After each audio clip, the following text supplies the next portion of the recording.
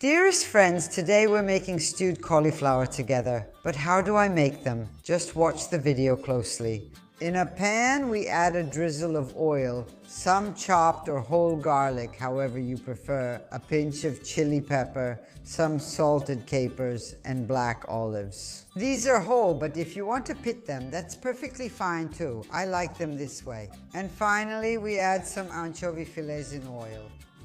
Let it saute gently for a couple of minutes. After that, we add the cauliflower florets, which have obviously already been cut and washed.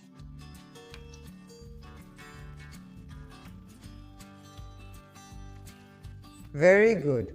And now we add the cauliflower and let it brown for a few minutes as well.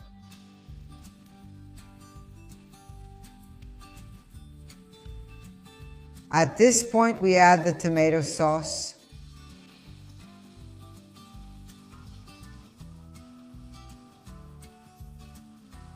We add some water that I put in the jug with the sauce.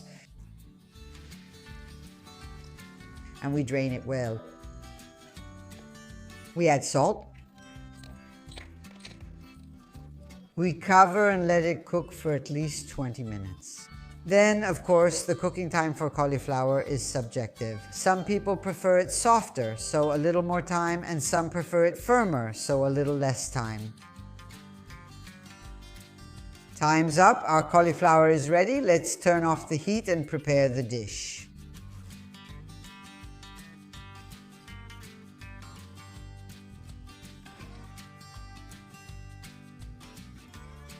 We finish the preparation with a good handful of parsley. What a wonderful smell, guys. And now all that's left is to taste it.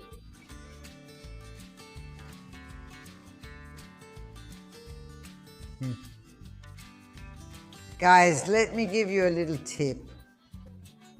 With this wonderful sauce, you can easily use it on a great pasta dish, of course, by adding a bit more tomato.